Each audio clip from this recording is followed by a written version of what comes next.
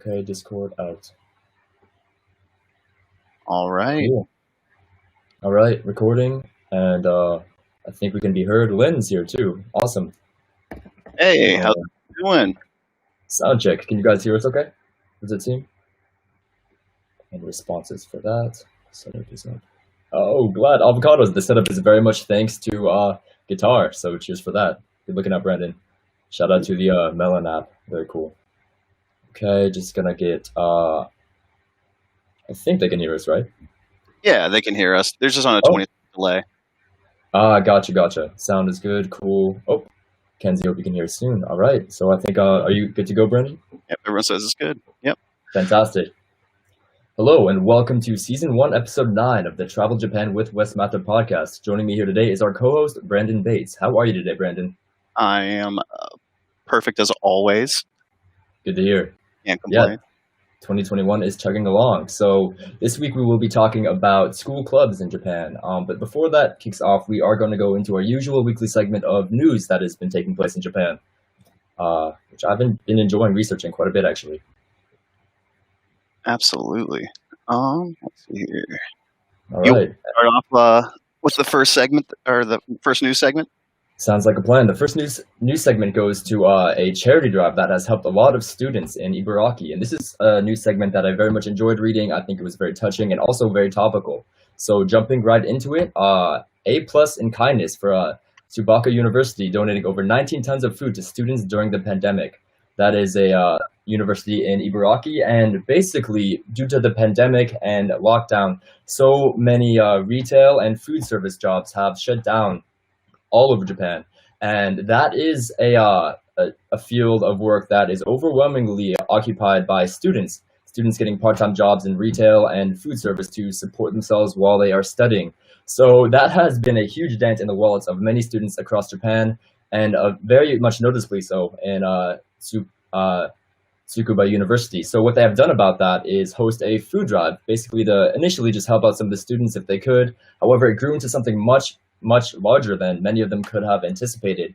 And in the end, they managed to raise 19 metric tons of food for their students, which is out of metric units. That would be over 41,000 pounds of food for students.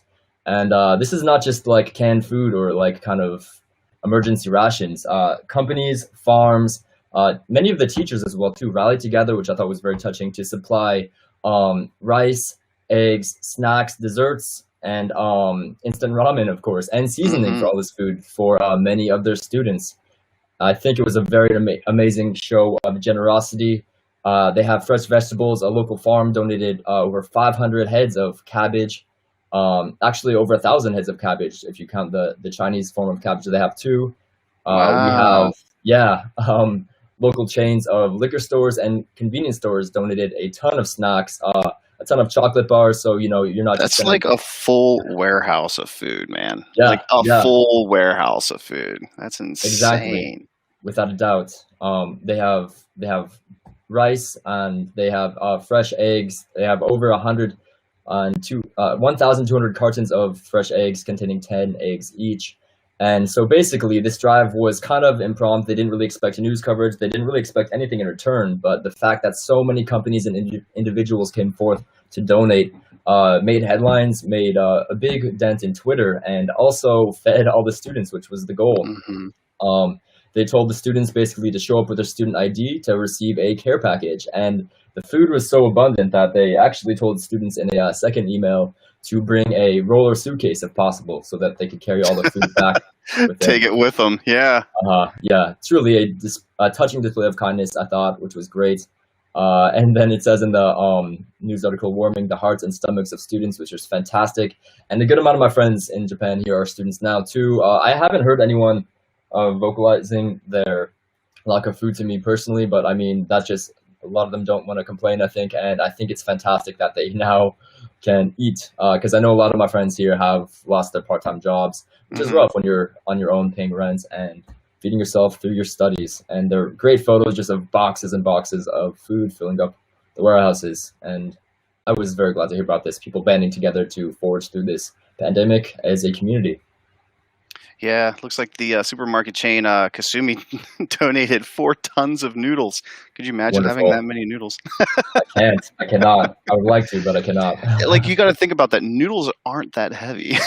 Nope. No, that's a very good point, actually. So 4 tons of Four noodles is, tons of noodles. yeah, just size-wise, that's a big chunk of that, of Lots of that initial, eggs, yeah. noodles, uh, everything. It's great. Yeah, it's Mm, not. Yeah, it's definitely not just canned food. They've got literally everything that you can think of mm, that these students could take home and feed not only just themselves, but also if they have family members that were not doing too good during the pandemic or with their absolutely. jobs. Hmm. Yeah, Yeah, 19 really metric cool, man. tons. I think so, and fingers crossed that this will set an example for other similar events to take place all over Japan and really all over the world. I think this is inspiring, and Yeah, hopefully man. the impact. Mhm, Warming the stomachs of many students mhm, and warming the right, hearts of ours. So, exactly.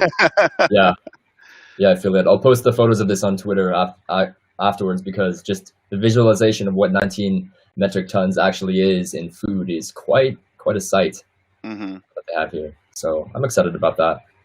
And now, would we like to move on to our second topic of news, Brandon? Absolutely.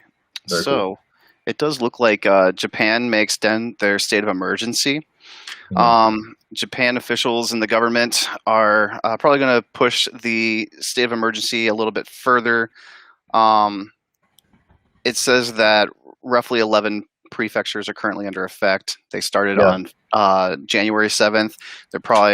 They were wanting to keep it going until about February 7th, but they might push it back further. They Mhm. haven't confirmed a date as to how much farther back they're going to extend the state of emergency for these 11 prefectures, more of the more densely populated areas. Mhm. Um, but it is under consideration. That is something they are more than likely going to do. It just varies on the number of growing cases of Yeah. COVID-19. Um, and they haven't really said much more about whether or not they're going to open up the borders sooner than they originally said, or extend the time period in which they wanted to keep the borders closed yet. I guess that's going to be more closer to that time that we'll figure that out.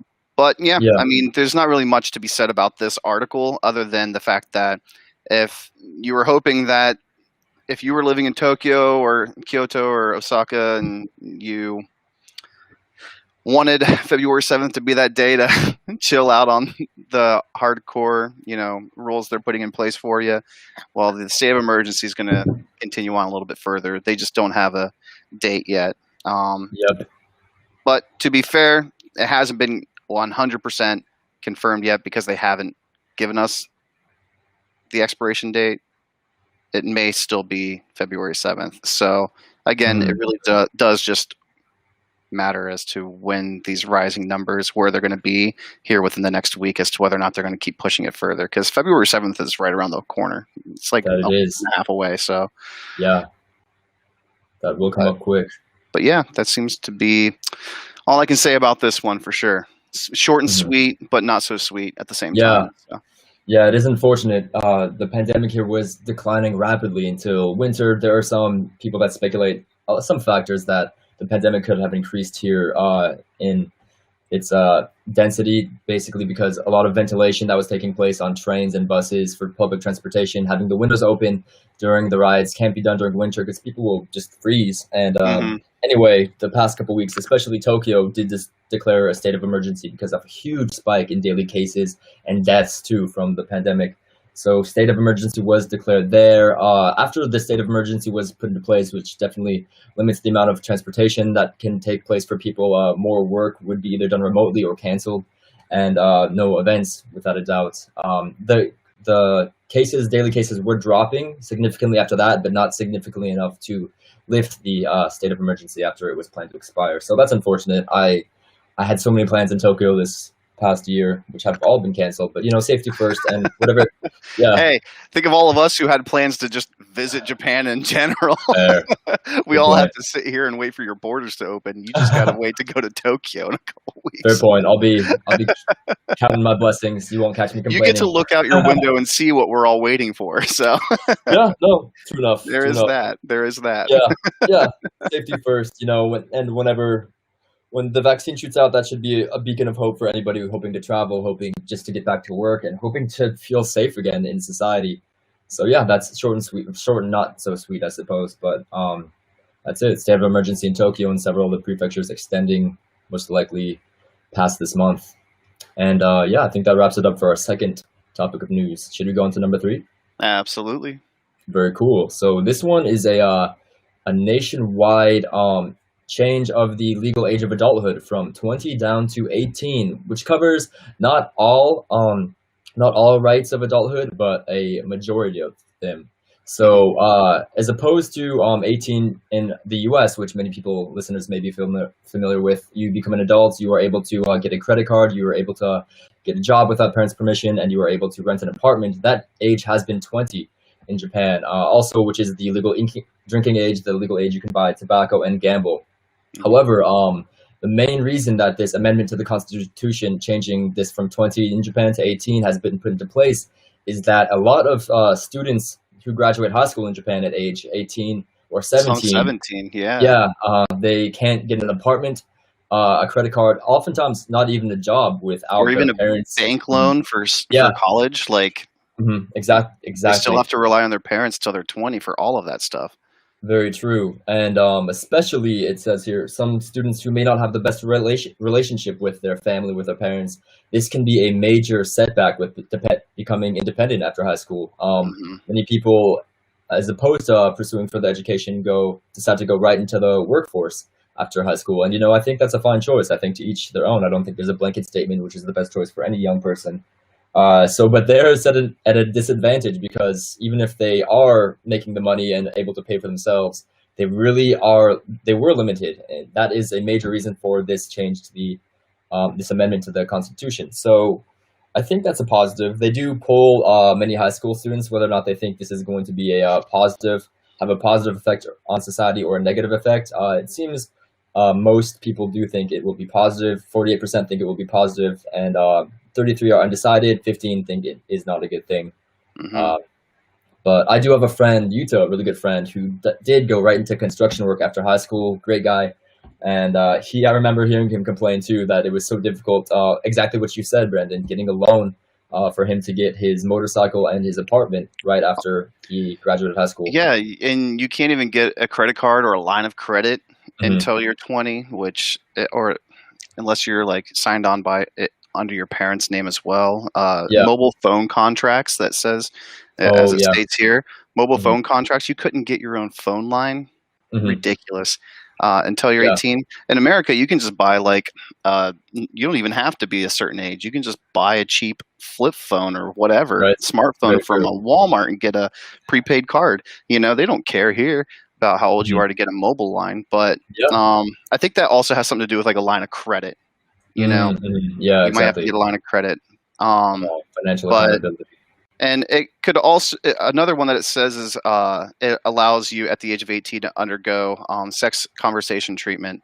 Yeah, exactly. Which I think is also something that could be crucial. So, without a doubt, and especially with a lot of Japanese older generations being more traditional, I think becoming 18 and wanting to undergo a sex conversion treatment would definitely be something that if you do need your parents to sign off on that would be probably a point of contention for a lot of families. So I think this is a positive in many, many situations. And it doesn't change everything. Still, to gamble, to buy tobacco, and to buy alcohol, you still have to be of the age of 20, similar to the age of 21 in the States. So I think it's a pretty solid move.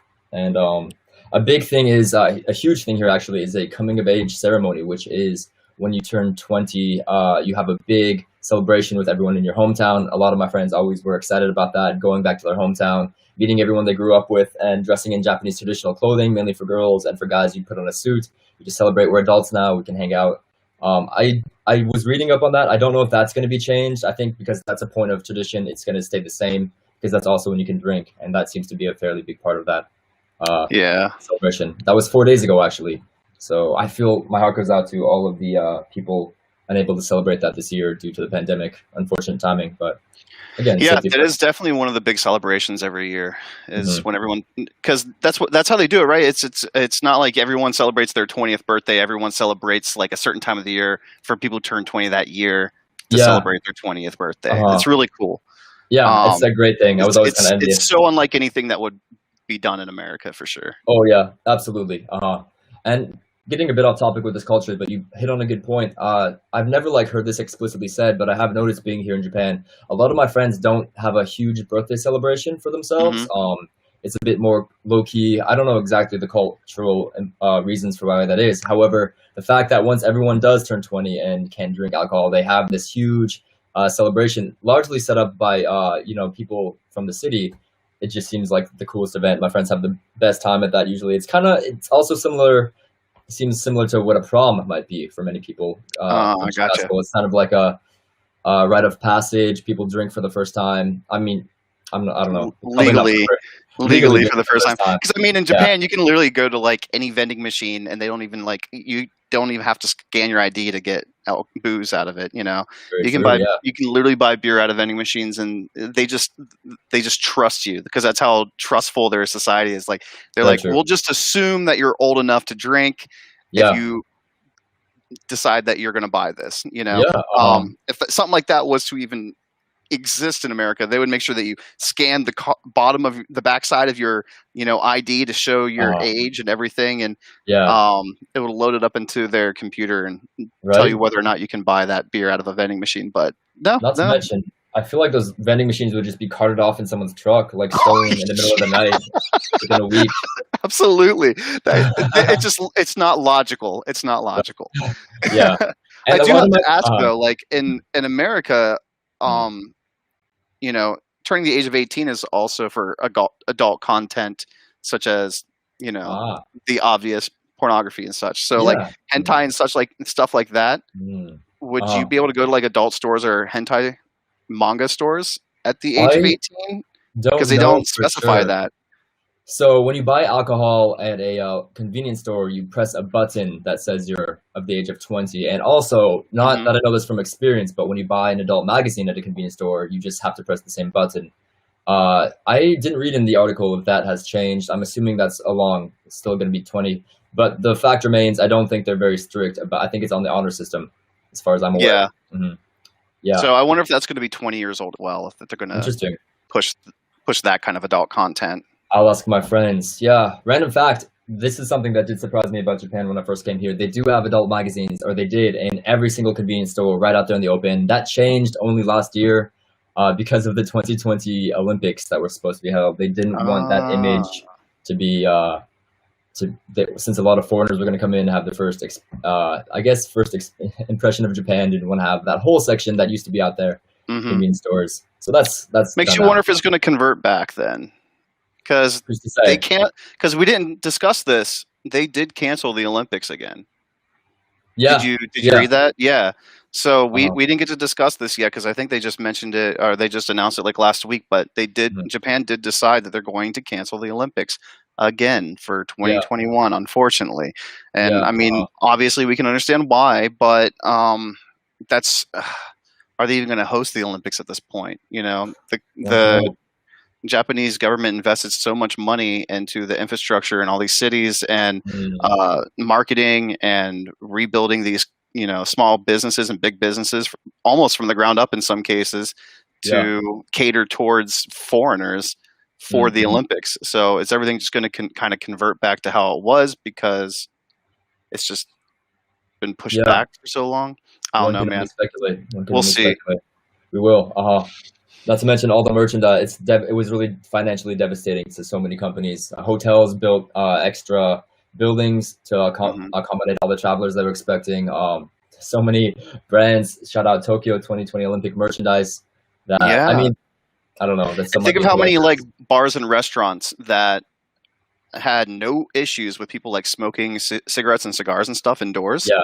Hmm. Like kind of converted that out so Yeah. that it was Uh-huh. prepared for the Olympics as well. That was another law Um, that was passed in hmm 2020.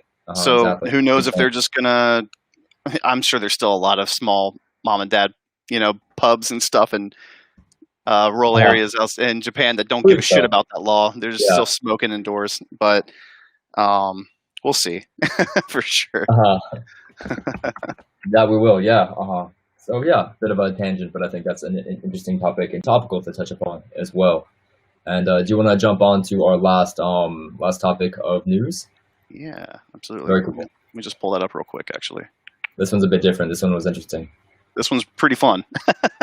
Yeah. All right, here we go. So this one, there's apparently a trio of thieves that broke into a Japanese glasses store, and they were foiled by the old-timey cash register. So they got like this antique, big, heavy, old American cash register that they used at this glasses store that stored all of their cash, all of their money. And Japan is a cash heavy society. They don't have credit cards and stuff at most places still. So these machines, they were built into the table, It's not something they can just pick up. Even if they could pick that thing up off the table, that thing is heavy, man. I couldn't imagine how heavy that thing is, especially with the weight of the coins and stuff that's in it as well. But I guess they broke in and they were able to, steal over 100 luxury glasses frames and such, which rounded up to about 5 million yen, so about 50,000 US dollars worth. But all the cash, all the money that they had was still unscathed, untouched inside that register.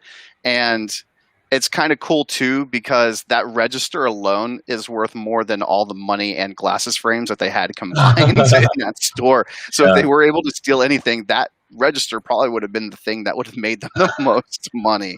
That's unbelievable. Yeah, I just thought that was really funny that three people decided, hey, I'm going to go rob this place. I'm going to try and steal money out of the register. They saw what was there and they're like, yeah, we're not going to steal anything out of that. And then only a couple days later, they were picked up on, it says here that police are currently using roadside surveillance cameras to track them. So, but it's more than likely they got picked up already because there's already suspects. So yeah, they got CCTV, and honestly, I don't think it's going to be easy to get away with something like that. I don't believe so. So yeah. As far as I've seen here, the Japan police force do not mess around when it comes to crime. Anything that like bordering on violent crime, like a burglary, and that for any listeners, by the way, who didn't see the video, that is an archaic-looking register. That was amazing. Just think steampunk, straight out of the, I don't know, Wild West. It looked like it was made of some sort of like cast iron. I'm not sure. Like with typewriter buttons. That was cool. I'm gonna post that. We'll post photos of that as well too on the Twitter and Discord. Yeah, that thing is a beast. I couldn't imagine like literally being a robber, burglar showing up and be like, right. Yeah, we fucked up. We're not No taking joke that. there. We're not taking that out of here. Yeah. Right. Yeah. That's staying right where it is. For covering just grab crime, some frames and let's go. Right. Where would you even resell those frames? I don't know. To get their market value. I feel like it's so tricky to get away with crime in Japan. This is one of the few crime news stories we have covered, but it's because it's funny. Most crime stories that you get in Japan tend to be just funny, outrageous, something you just. And I think I don't know, man. And you got to think too, like there is so little crime because of how serious the punishment is for crime in Japan. Exactly. That it happens so little that whenever it does happen, the police are like, "Yay, something to do!" So they take it so hardcore serious. It's great. Yeah. My friend is a police officer in Kyoto. We went to university together. He graduated the force there. He just says he's like a huge buff guy. Did rugby all through university. Really intense. He was telling me all about, and he had like gun training and stuff during his university time. But now he says his daily work is helping kids find the way to, like, when they're lost, or helping tourists find a location. And he doesn't even carry a gun day to day. It just, so his daily work as a full police officer is just almost little interaction at all with crime. And I'm sure there are different different forces, different task forces that handle more intense stuff. But I think it's especially because there's such low gun violence in Japan. I think whenever something like this does happen in Japan, they send their full force against the perpetrators. So yeah, fingers crossed they catch those people. As comical as it is, it's unfortunate for the The the owner of the owners, store. yeah. And to be fair to it does suck that happened, Uh-huh. but most of these businesses are insured by what they have. Mm. So Yeah, even if they did have a loss, it's usually covered by their insurance. yeah. When I see stuff like this happen, even unless it's like a mom and papa shop that, unfortunately, but they Mhm. did say it was luxury frame, so I'm assuming it was somewhat of a True chain. that. Yeah, Um, I would imagine. so who And mad knows? respect, yeah, mad respect to the owner of that shop too for just going the extra mile to get such an expensive, unnecessary cash Yeah, register. it's well, they're probably old owners, and they just probably had that thing Ah, laying around, and they're like, pull that thing definitely out of the enough. basement, clear the dust off of it. Yeah, Let's use this guy here. I can see that being the case. We also There have you no go. idea where in Japan, because I didn't read it, where it Mm-hmm. was. I didn't see either. Maybe we could read that later, but yeah, who knows where it was in Japan? And it could have been one of those prefectures that are mostly elderly that walk around with cash in their Mm. pockets. Who knows? Ah, could be the case. Yeah. And with that, I believe we have wrapped up our news segment. Do you have Yep. anything else to add, Brendan? All right. No, that was just Very cool. That was a fun story, though. I agree. So now we are going to jump into our main segment. And this week, as I mentioned previously, we'll be discussing Japanese school clubs, which were actually a central part of my entire immersion process in Japanese culture, I believe, as a student. And just getting right into it, school clubs operate the same way many school clubs would probably operate in the States. If anyone is a university student, has been a university student or a high school student, they will probably be familiar with that. Students bond together, group together over similar interests, sports, photography, hiking, what you may have. However, I believe in Japanese university, they do play a much larger part in the social lives of many students. It could be for several reasons, but there are no sororities or fraternities in Japanese universities for main things. So Japanese clubs, circles, and semis, which is like a seminar, it's something else I'll get into, are basically the main kind of structured social gatherings that they have in Japanese universities. And these were so much fun for me. So I think I'll be talking about that today. And then Brandon, if you have anything you want to add or any questions, just feel free to ask about all those things. Absolutely, and I probably will. Very cool. So I'm just going to start by defining what those terms I just said are. A school club, bukatsu is the word for that in Japanese, is probably the main word that many people would associate a club with in the States. However, actually in Japan, a circle, sakuru, is what a school club would most likely translate into. A circle would be bonding more casually over an interest. They have sports circles that do pickup games for tennis, basketball. A photography or hiking circle, like I mentioned, would kind of casually meet weekly to pursue one's hobbies, maybe have events, maybe have like a gallery of photography every once in a while. A club, which translates into bukatsu in Japanese, is much more serious. Actually, the memberships cost a fair amount more, and they often have membership that can actually be penalized if you miss events, and you can actually be kicked out of these if you do miss events. And many of these do have pretty heavy implications too in a resume once you graduate. That could also be career oriented. So that is the same with the zemi, which translates to seminar, and those are mainly consist of students that have the same major. So zemis would be a business zemi or a political science zemi or an English major zemi. So students of the main that basically have the same major can meet there, oftentimes with alumni and professors that teach in that seminar, going out for drinks and food and talking about how they can best pursue their career goals as a group. With the guidance of people that have done so previously and the guidance of their professors over food and drinks. However, I'm mainly going to be talking about clubs and circles because that is what my experience was from. And then, to contradict or to contrast the clubs, the bukatsu, a circle is very casual. Circles mainly only have a social kind of implementation. And joining these for me was probably the way I made my best friends as an exchange student and the way I learned the most about how Japanese society works as far as how senpais and senior students kind of react with kohai or the newer students. I was very fortunate, I think, the first time I came to study abroad in Japan for joining the circles I joined, which are more casual clubs again. I joined the basketball circle and then I joined a tennis circle, which were actually sports I didn't have that much interest into. And actually the process of joining clubs and circles is nothing that any of our counselors or advisors talked about. They talked about, we had explicit instructions on how to best find apartments and housing coming to Japan. We had great instructions on how to go about student life and study and stuff like that, how to Hmm. find resources as students. But I think it's not really part of the curriculum for exchange students because it has the potential to be a huge distraction. And also, it's a little bit difficult to take part in these circles as a foreign student. Sometimes, I wouldn't say difficult, but again, if you don't know how the senpai kohai culture kind of works, Yeah. I think sometimes it's not really part of a general exchange student's curriculum within what is set by the teachers. However, I do think it is a pillar of just information. So those student clubs, first of all, you go there, you have I joined the tennis club basically because a student that I was helping with their English circle was a part of the circle, and they invited me, and I was really nervous. I was kind of very shaky on my Japanese language practice, and I was kind of like looking for excuses not to go. However, the fact that I went there, everyone was welcoming. You kind of stand all in a circle when there's a new member, and you have to do your Jiko Shokai, your self introduction in Japanese. That was another thing that made me so nervous. But right off the bat, everyone was extremely welcoming, extremely kind, and then we just jump into a similar hobby, playing sports together, playing basketball or tennis.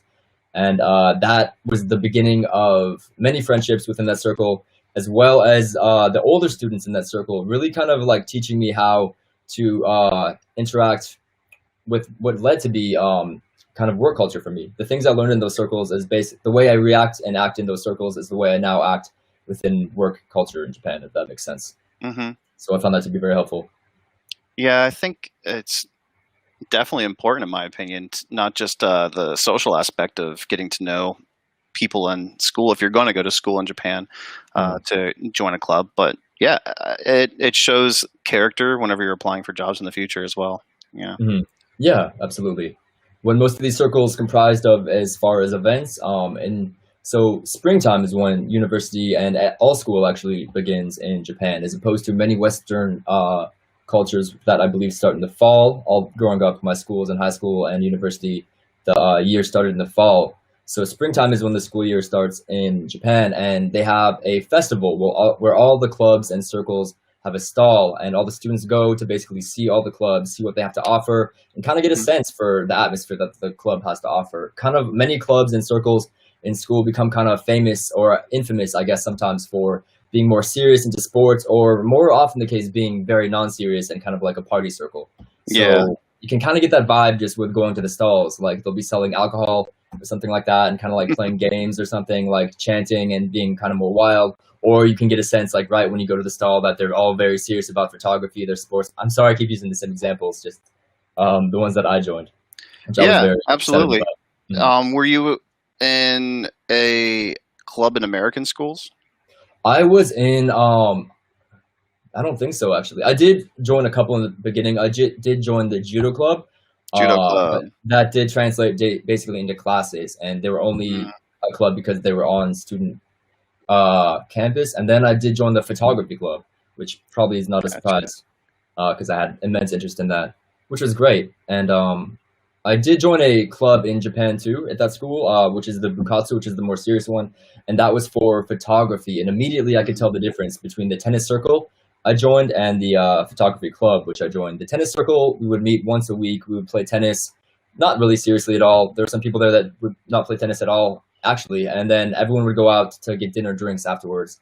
And then after that, they would go to a house party usually, which was very fun and a great way to get to know people. The photography club, on the other hand, would meet once a week, and it would be essentially like another class. It would almost seem like a job. We were all yeah. assigned roles, and yeah, we'd be assigned like photography assignments basically.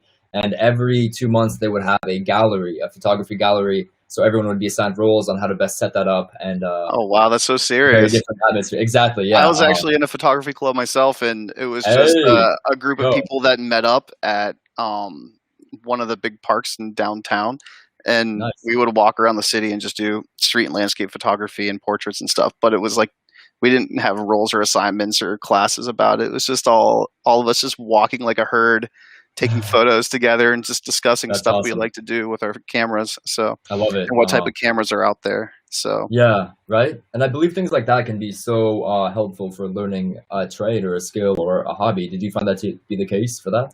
yeah, definitely. There was it allowed me to also like try out other people's cameras that I've never tried before. So like That's I've cool. always been a Nikon guy, and then people would show me a Canon, and I'm like, I still don't like these. There, fair enough. I've always been a Nikon guy, and even testing out Canon. Yeah, yeah. Oh, don't make me grab mine. Yo, it's all good. I'm Canon all the although way, but that's fair. although I had a friend reach out to me just 2 weeks ago, and he had a Canon Rebel T6 with two lenses he wanted to sell for 250, and I thought Okay, about it. I was like, that's not a bad price. that sounds good to And me, then he man. messaged me like a couple of days ago because I guess he didn't sell it yet, and he's like, I'll sell it Mhm. to you for 100. And I'm like, oh, Oh, a I motivated seller. might buy that now. So, but Nice, yeah, no, nice. I've actually thought about switching from Nikon to Sony. I think I've discussed that with you. So, Oh yeah, me too. Actually, I'm thinking about switching from Canon to Sony. Sony So Alpha series are just wow. it's been killing it, Um, 100%. cameras aside. Yeah, true, true. But yeah, back to clubs. I actually Yeah, started a club at my that's university. right. I did want to talk about that. That's fantastic. The club that I started was more because there was nothing like it. They didn't have any classes targeting branding. So I Mhm. went to school for digital design. I got associates in applied science for digital design. Probably what I'll finish my bachelor's in is filmography. But um, yeah, there was all these business management major kids that I hung out with, and then I had all these kids that were doing graphic design and such. And I thought, well, there's a lot of graphic designers that need to start their business, but they're not Yeah. doing business majors. They do take some business management courses, but at the same time, there's these kids who do business management that have no Mhm. idea about the design aspect of Mhm. Mhm. starting a business from start, from Yeah, scratch. So I was like, why don't I just start a club called Brand Yourself? I Reached love out it. to a few of my professors. They reached out to a few administrators. And then within days, they said, hey, here's the room you have. Here's the day of the week you can have it. Nice. And I put up a few flyers. And within the first 2 weeks, I had like 40 people that met up once a week it was kind Mhm. of cool. Yeah, You had that is these so awesome. designers that would show like the design aspect of starting a business, and the Yeah. business professionals explaining the business side back and forth, and everyone was able to Uh, brainstorm off each other. So, dang, bro. I and wish. they're Yeah. still have that club surprisingly at my university. So Woo! they Heck still got it yes. going. Dang, I wish you were at my university. Honestly, that sounds such a powerful club, and it's true. I studied. Networking is key, Yeah. man. Oh Networking yeah. is key. Absolutely. Mhm. Absolutely. Not to mention, exactly as you put it, I studied digital media, and nowhere in any of my classes was how to market yourself once Yeah. you graduate. You have all these skills, all this software you can use. They barely touch upon how to organize your resume and how to have a reel, a portfolio, or whatever, a portfolio. But And getting, it is kind of BS because in the design world, regardless mm, if you are designing websites or a logo or an yeah, infographic or whatever your design aspect is, if it's something you're trying to do professionally as a career, you're more than likely going to freelance more than you are going to work for someone else. That's where most of yeah, your income is going to come through, at least at first. And they mm, don't tell you that, and they need to tell that to you. Um, right, I was also kind of fortunate enough that whenever I had taken the color management course to like discuss like just the spectrum of colors and how to use them to pair them and how they work together uh, with branding. yeah, Um, that teacher also kind of like went off the syllabus to teach her students. So I was kind of mhm. really fortunate that I had that professor, but she went out of her way to teach students how to freelance as well, how to Oh, that's so start your own fantastic. business. And I wish I I'm had that. so happy that I had a teacher that offered that because like why don't they have like an Right? actual full course about this specific topic? So that's why I started Yeah, the club. points, man. That's awesome. Yeah. Again, I wish I had that club when I was in school. The photography club in Japan did touch upon that a bit, but again, my Japanese level at that point was shaky enough to where I was barely just kind of like supporting the club as much as I possibly could. And to be quite honest, the whole club did recognize my language, and cultural understanding was less than what it should have been, probably, to be an active member of the club. However, so Hmm. they did probably give me a lesser important role than I should have, and they really did help me out and support me, which was great.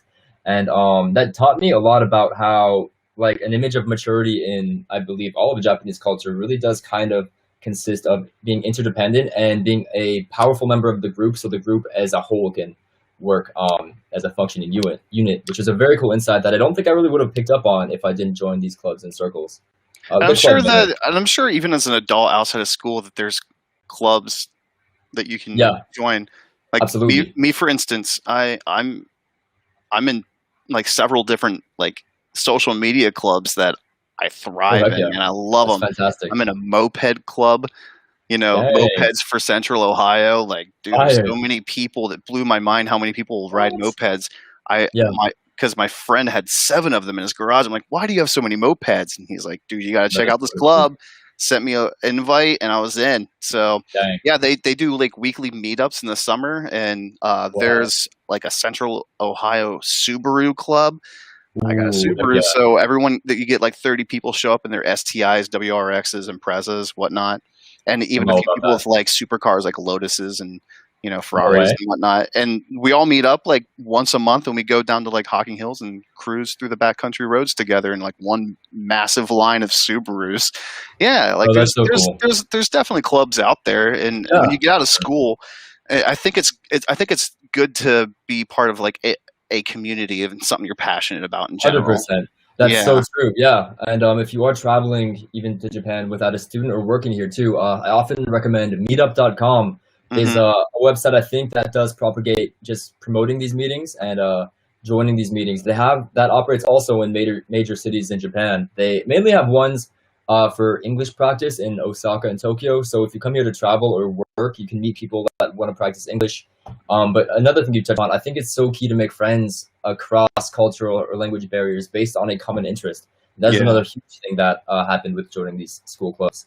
Not to mention, I think I got a really raw view of Japanese student life that I would not have seen as an exchange student, not in the club so much, but in the parties of the circles. Just how, so this is another big difference between school life, I think, in Japan and the States. In the States, a majority of my excursions, I think, were to house parties because Yeah. students rent share houses. That tends to be anywhere in America. It Yeah, doesn't matter exactly. where you are. Exactly, I think so. However, in Japan, being like in bigger cities, most places all over actually, many people live in apartments where you really you can't fit a house party in an apartment, not to mention the noise and the crowd, like Oh yeah. it wouldn't work.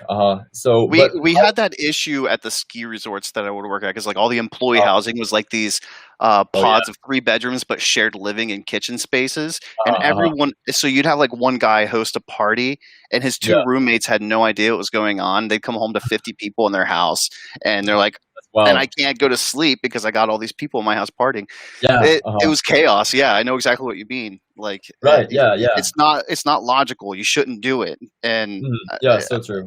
you couldn't do that in an And apartment. I know, and I really wish they had all the alternatives in America that they have in Japan. So I Mhm. think I don't know if this is mainly meant for students, but they have like rental rooms at izakayas where you can go to have like a party with like 50, 60 people, and then everyone pays usually $20 each. First of all, you get Yeah. all you can drink, all you can eat service for about an hour, 2 hours, which is great. And that's usually the pregame called Some are ijikai. even up to 3 Mm. hours at Yeah, some yeah, locations. exactly. Yeah. All you can drink, all you can eat food with all your friends, and that was such a fun experience.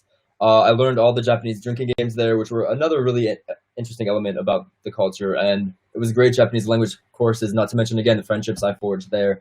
And then the after party usually is renting a huge karaoke room, and Yeah. Oh, yeah. Gotta go yeah, karaoke. exactly. And again, they have ones, most places I've seen in Japan, in all the circles and clubs I join for their events. They usually do this weekly too. The karaoke room really looks like a club, just like a full club that you all rent Mhm. out. Again, this is usually $20 a person. Oftentimes that does include all you can drink too. However, there's not usually food at the karaoke one, and which is a lot of fun. And again, this is cool because not only are you bonding over a whatever sort of hobby or sport the club or the circle does revolve around, but you also can just bond over music, which is a Yeah. fun thing that you can connect with people from any culture, I think, also. Oh, yeah. And yeah, Absolutely. yeah, so those are good experiences. And then oftentimes too, you have the after party, Sanjikai. That is when the students do split up into other groups. They go back to the apartments, or if it's summer, you all just go out by the river or to a park, and you just have a bunch of students around there hanging out. So those are just very important memories of my student life here, all because I got to join the student clubs and circles, which again, I'm so lucky. I feel like I had a chance to join. just through a random circumstances, because no teachers or advisors told me about them. And again, like, I don't think that's a slant to the teachers or advisors. They all did a fantastic job. And to be quite honest, I probably would have been a better student if I didn't join these circles or clubs. Yeah, that's But probably why the yeah, professors and teachers didn't mention them. They're like, yeah, absolutely. you might slack a little bit if you do Oh this. yeah, they would all hang out until 6 in the morning, 7 in the morning, give you time, regardless of class being the next day or not. But I do think I got a level of education through these because that I probably would not have gained in class, which is cool too. So Yeah, I think the traditional way of working now is not so much the traditional way that our parents thought. Any kid can Twitch stream them playing video games and make a living off of it. You know, they can become a YouTuber, they can become a TikToker like yourself, you know, and they can literally make a living off of it if they do well, if they are successful, they have a following, and it's not a traditional way of working. And it's weird that like your parents, your family will praise you to whenever you get a job that you hate. They're like, oh, you got a job flipping burgers, good for you, you know. But once you tell them that you're going to go home and play video games and live stream, even if you make a profit off of it, they're like, why don't you just go get a real job? It's like, this is a real job. So you know, I think in the sense of like hanging out with people in clubs that are passionate about the things that you're passionate about, whatever the skill set is, even if it is a hobby, who knows what kind of clubs are going to come out in the future. You know, there's probably going to be esports clubs, you know, and such. And you already got internet cafes and gamer cafes in Japan that are starting to blow up like crazy. And for all we know, students are going to have clubs during school where they meet up and play video games all day, and they end up making a living on esports and YouTube and all of that stuff. Right. It's not traditional, but guess what? It's going to be traditional is out the window. It's just 2021. We have the internet. We have all this technology. We have all these options. There's no excuse for anyone to not find, you know, their niche, their thing, and make a living off of it. You know? I love that. That's so true. Exactly. Yeah. I'm sure you didn't expect to just blow up overnight from one viral video that you posted on TikTok. No, am I wrong? not at all. Not at all. I had no idea about it just happened out of nowhere. You were just the guy always behind, you know, on the other side of the camera. Now you're the guy in front of the camera. Exactly. You know? That was a bizarre twist of fate, actually. Yeah. And now you're doing it. Now you're doing something you enjoy doing, and inevitably making profit off of it on the side. Exactly. So. I love it.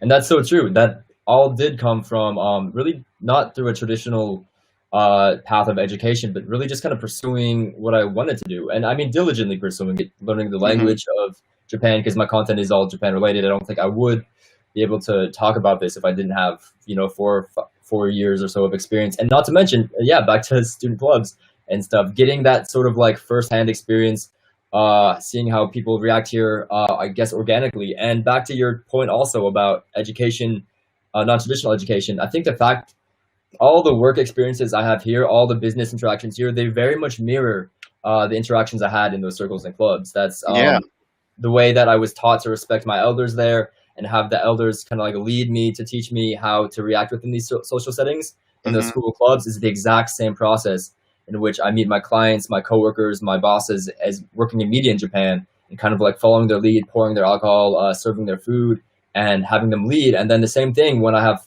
work with people younger than me. The second year that I was a student here, I kind of took example from what was taught with me by the senpai, the people above me, and I try to kind of lead and teach the people below me. Granted, I was still learning all this stuff for myself, so I did take a back seat in that too, trying to be a senpai. But I learned all that, and I think I can express some of that and teach some of that in my media. Did it feel weird to you whenever people younger than you in Japan started treating you like a senpai because of weird.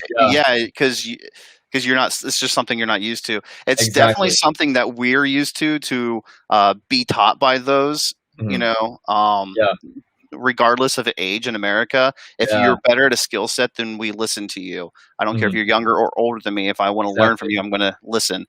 But the fact that age is a construct that's still looked at as a serious thing in Japan, where if you're older than someone, then you should respect them more.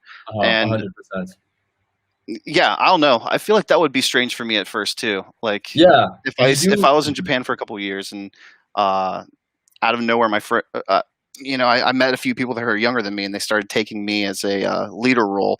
I don't know. That'd be weird. It's That'd be strange, weird. right? Exactly. And you do hit a good point. The fact that age plays such a strong factor in Japanese culture, I think, does rely upon the fact that these circles, these clubs, school, and then work in general too, really does have a very uniform sort of progression. For example, people are expected to join at a certain age, join Hmm. and then slowly progress upwards. And that's kind of like remaining at one company is very much rewarded in Japan because people, if you are there older at the company, you have been there longer at the company, you are expected to learn to know a certain amount of stuff and be able to teach the people that are joining Below new, you. and in return they are gonna show you an amount of respect. And same with the school clubs, basically. It's very Yeah. much mirrored that societal thing. Like you can't join school clubs for the most part if you are not a freshman and you are not joining in that springtime there. Otherwise, you won't work within the system. Yeah. Like you will be the same age as all the other people that have the experience, but you won't be able to But you would help. have the freshman mindset. Exactly, yeah. Yeah. So I didn't understand that in the beginning, but now I understand why that is the case. And Hmm. it was weird suddenly, like just I honestly I was very comfortable being like Like the youngest choose kid. your club when you're a freshman, or Exactly, else that's another you good won't point. have a club at all. And yeah, I did think that was kind of brutal actually first. And the second I heard that, I went wild. I joined 13 clubs and circles. Just to There were find events out which every one you day. liked. Exactly. I had like a fear. I had like a sinking fear of like finality of my student time in Japan because I knew I only had about 2 years, and I was like, it's not the full 4 years that everyone else will have, and that was sad to me. But at the same time, I was like, all right, shotgun effect. You were Let's just find those I burning the liked. candle at both ends, man. Yeah, I can't. I don't know how I survived those 2 years, but they were fantastic, and it was great. I made so many friends, and I learned so much from Do it while you're those 12 young. That's all I times. gotta say. Do it while you're Right? young. I did it. I did Exactly. it. I burned the candle on both ends Yeah, man. nonstop when I was So I young, hear. man. Working in like Nonstop. ski lodges and stuff like that too. Oh yeah, dude. Excellent. Working on ski resorts in the winter, beaches in the summer for 8 seasons winter, like 5 seasons summer. It's it's a toll, you know. Mhm. Without a But doubt. holy crap, I don't regret it. I met so many people. I traveled so many Yeah. different places. I did so Mhm. many different like extreme sports and hurt myself so many times doing it for fun. Like, yeah, I'm 30 now, but I feel like I'm 50 from how many times I hurt myself when I was 19. I mean, hey, snowboarding. Yeah, snowboarding is an intense sport, and you were you Snowboarding, kiteboarding, mhm. surfing, like Yeah, it all stacks, you know? you had sponsors as a snowboarder too, didn't you? Yeah. Yep. Dang man, that's Yep. awesome. So that's For a snowboarding at short a period very of extreme time. level. That's fantastic, bro. Yeah, I feel Yeah. that. I don't. Mhm. I wish they That's paid me rather than just gave me free swag. yeah. That'd probably be Hey, ideal. I'll take a free snowboard and some free snow gear for a sponsorship. Why not? I would love that. Exactly. Yeah. No, I don't look back with any regrets upon that too. And of course, Mhm. like I did after I joined the 13 clubs, I found the clubs that had a culture. Again, they have really unique cultures. Each one of them, they have like things they're famous for. The ones that really suited me best. I stuck with two tennis circles. One that was very serious. I made some good friends there. They really taught me how to do tennis better. And one that was famous for not playing tennis. They only play tennis one time a year, and then they just kind of party the rest of it. Um, So yeah, they're a tennis club, but they were not a tennis club. yeah. And I've learned now that They're more there like a are beer pong club. basically, yeah, tennis clubs, tennis Is circles are beer pong actually famous. popular in Japan? There's no beer pong. There are Oh, there are 100 plus drinking games that are crazy, and they're cool because they include everybody. They're called batsu game, like penalty games, and they include yeah. everybody usually in a circle, rhythmic, kind of going around a circle, kind of like King's Cup if you're familiar with that. Oh One yeah. of them, Oh yeah, yeah. one of Kings them is is called great. Yamanote Sen game. It's exactly like categories, which is part of King's Cup. Hmm. And that was another cool thing to learn too. I still have all the chants and stuff in my mind, nostalgic. I Uh, like the mm, drinking game that I've played damn near everywhere I've ever been, yeah. and it's the one where everyone taps the table, and then one person does this or whatever, and then they do a different motion, and then the person after them has to do both of them, and then make up a third one, and the person after Oh, them has to make up a fourth one, but also get yeah, all of those yeah. in order. If they mess Uh, any of them up, they have to drink, and that's it.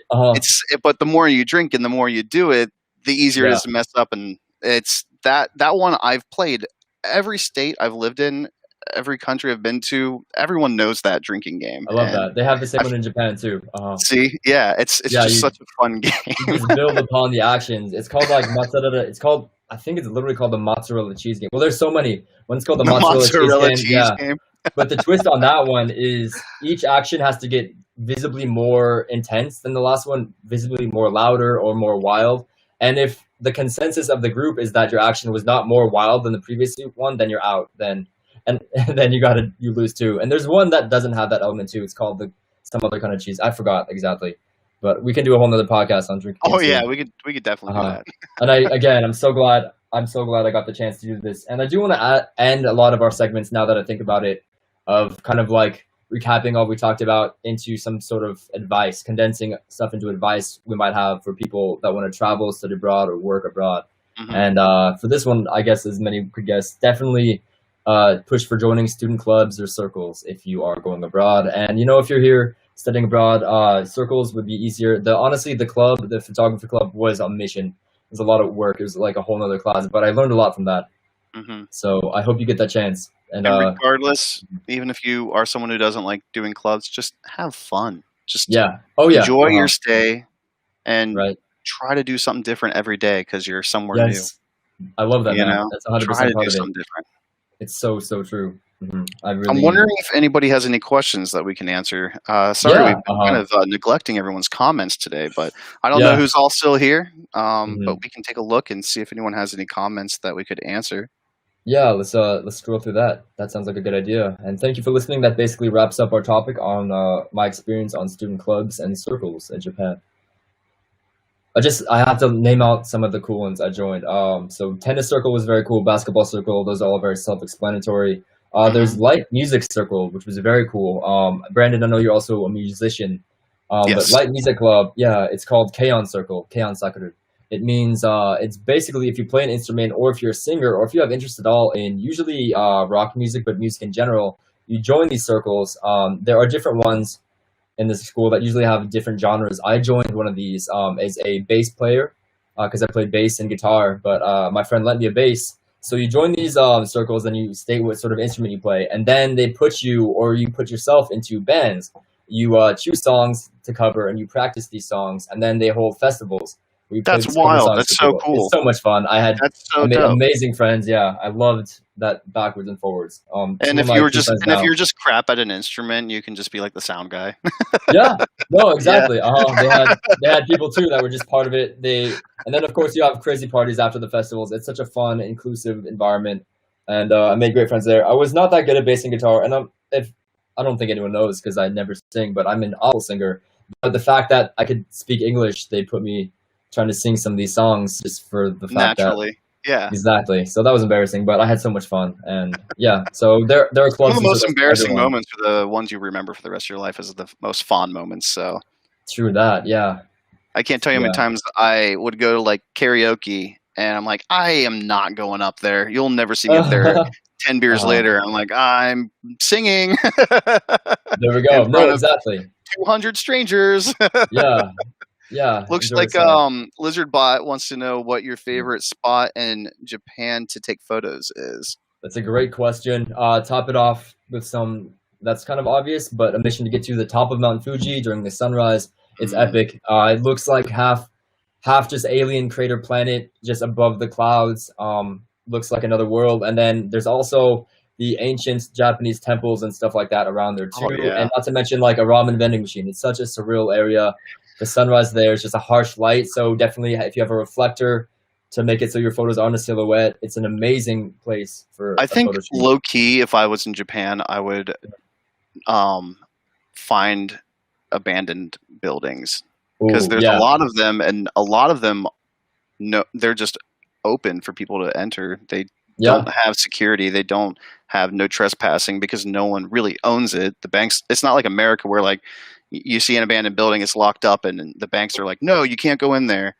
And Japan's a little bit different. You see an abandoned building, you just walk in, just be careful because if you get hurt, it's your fault. Yeah. Again, they very much trust people. Same with alcohol. Yeah. Exactly. They're awesome. But we have what would have to be your fondest memory of these clubs? Oh, thank you. I love that question so much. I'm just gonna throw out two more places for the last question. Kawaramachi, Kyoto is a great place for photography. A Ooh. great riverside, a lot of traditional stuff. And then to counter that, Odaiba is like looks like it's from the future. They have a Mm. very like brutalist, almost futuristic architecture all over the place with their shopping mall, their card museum. They have a giant Gundam statue there too, and it's right by the Osaka's ocean like too. that too, man. Yeah, Like right there Umeda. in like the middle of Osaka, it's like Blade Runner. Just how much I love it. LEDs and lights and stuff there are. It's beautiful. Yeah, The super absolutely. futuristic architecture. Yeah, so if those are the places: top of Mount Fuji, Kawaramachi, Kyoto, and then Odaiba by Tokyo. Three places I love to take photos in Japan. And now for my best memory from the circles and clubs. That's a great question. We went, so something that these circles all do, it's called gashiku. It means a trip. So you have Natsu gashiku, which is the summer club trip, and then you usually have Haru gashiku, which is the spring trip.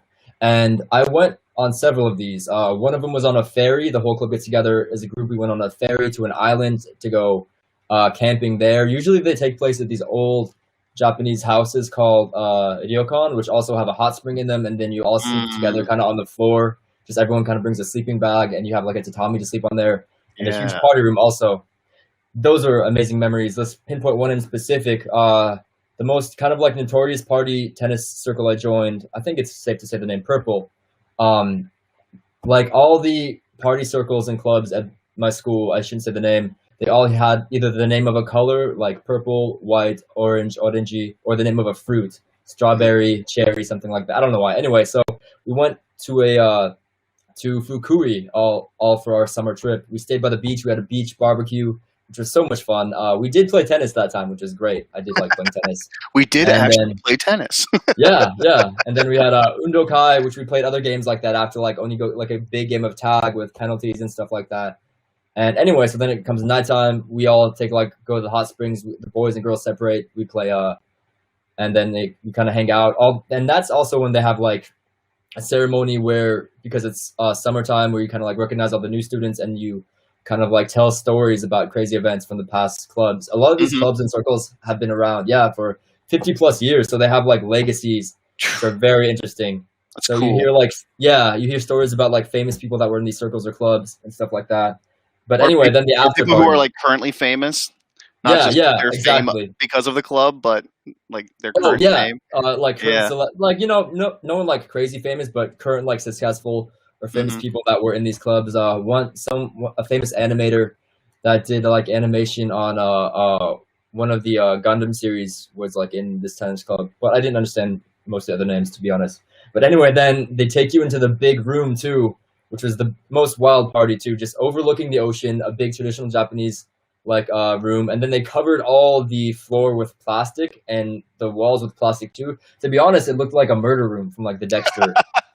So a little bit scary. And then they just have a pile of like drinks and food in the center, and it was the most fun party I ever have had. Just like overlooking the beach, that fireworks, and yeah. Sorry, I'm this is sure the a plastic was tangent and there a to half. protect the Oh interior of yeah, it, though, for sure. I mean, with these games, people are at some point. Mistakes. I'm not proud of it. Yeah, spilling alcohol everywhere. And another thing too, like as crazy as they got, everyone was super respectful of Do the they do party location. fouls there? Where like if you Yeah, spill a drink, you have to like do push-ups or yeah, something? Yeah. exactly. So one of the roles of the seniors, the top people at the top level, they call people out, and they have something called call, which is kind of like a chant that one person chants. They just like nonde nonde nonde nonde nonde, and then they say the person's name. Nonde means drink, and then if someone sees someone doing a party foul, it's called batsu. Batsu just means X, like you a penalty. So if someone like some of them aren't even like a party foul. If you go to the bathroom during the game and you come back, they do that to you. Or yeah, if That you could be a if you party foul if you yeah exactly because people if have you to like wait for you. no yeah that's exactly it. Then they call you out on that if you tell a bad joke or something, or if, so don't decide now. They say if they say like that's a bad How many joke, how many times did you tell a bad joke and a they were like, lot, a lot, because they I probably tried to didn't be get your American sarcastic. humor. No, I blamed Yeah, it on that. To be quite honest, some of them were legitimately bad jokes, which I deserve, but some of them are but also also very sarcasm's not like a legit thing in yeah. too many Mhm. groups. Yeah, Uh, so those are really cool. So that was an amazing memory. And then it just went to the sunrise. And then when the sun rose over the ocean, we all just went out to the ocean, jumped in the sea, which was, summertime in Fukui, just amazing warm ocean in the middle of just the morning. That was Mhm. that was an experience I'll never forget. Many of the people from that time are still my great friends. It's probably Now, one of those days where you wake up in the morning and you see that sunrise and you're like, man, this is nice. yeah, it was great. I'm I gonna love that remember moment. this day for the rest of my life. Uh, Yeah. Very unique, something I don't think I would have experienced any other circumstance in America or Japan. So yeah, that's it. And so I really recommend again joining student clubs if you get a chance to. And then if you're coming for travel or work here to Japan, check out meetup groups, meetup.com, or oftentimes they'll have bulletins on the Koban on the police station for events or for groups that are looking for members that have pickup games for sports. And those are also great ways to build a social circle here around a hobby or a shared interest with people, regardless if you're working, traveling here, or what have you. I So, do have just one more question that I saw here that I thought would yes, be interesting. I don't have Mhm. the answer for it, but it says, can foreigners become a part of Japanese police force? That's a great question. I have no idea, to be I quite think that's honest. something we might have to research, man. Yeah, I No know idea. there's one like white guy in the police force in Osaka. I've just seen him around, and Yeah. I did like a double take the first time, to be honest, Yeah, because because I've you're like, never wait a like minute. what? Yeah, exactly.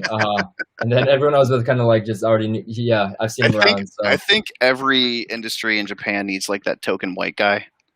You know, I'm sure there's plenty of jobs out uh there actually as a foreigner where you can just be that token foreigner and not actually do anything. They just yeah, want to have like an American guy there. no, it could be the case without a doubt. And I will also say too that, regardless of, you can be Japanese regardless of what your heritage and race is. Like, this guy might have grown up all in Japan. I have some friends here that their parents are from Jamaica, so they just look like just a black person, not like a Japanese person, but they're just as Japanese as anyone Yeah. that has Japanese blood in their veins, I would say, as far as I'm concerned. So I Hmm. don't know this guy's story. I just say that I've seen that guy.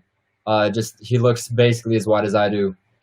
Just in full Japanese uniform, in perfect Japanese. He was telling someone to slow down on the bicycle. If you Or see just him take again, you a should. double take. If you see him again, you should approach him. You Yeah, should let's interview this dude. ask Exactly. him. Hmm. Just simply ask: are you Japanese or are you Yeah, foreign?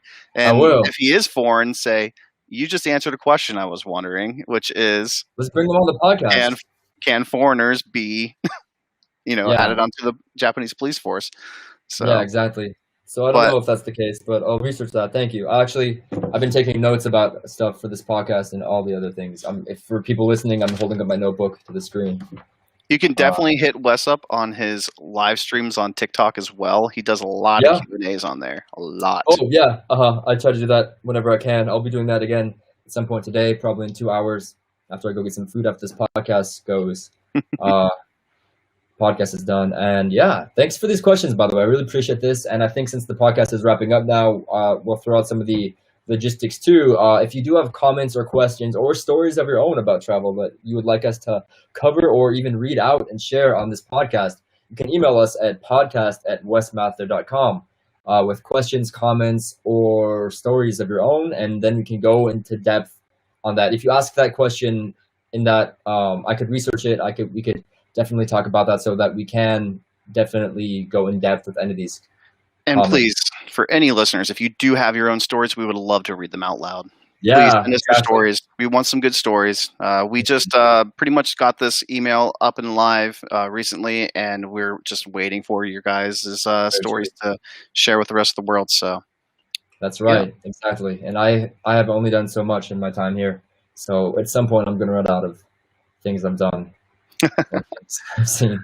all right. But yeah, Well, I think that definitely wraps it up for tonight. What do you say, Wes? absolutely. Yeah, thank you for joining us for the Travel Japan with Wes Mathur podcast, season 1, episode 9. We are chugging along here. Thank you, Brandon Bates, by the way. Major shout out to my co-host here. He's done so much of the technical elements of this podcast, this whole countdown. If you're watching this on YouTube or Twitch right now, this whole setup with all this stuff around here, he did all that. And much respect for anyone that has not known that in the past. Thanks, And man. season 1's going to wrap up at the 12th episode. So we have 2 episodes left in this season. And thank you for 3. your time. 3 3. episodes. Yikes. Yep. I studied Japanese, not math. Anyway, later all. Thank you Fair for joining enough. us. Take care, guys. And we are out.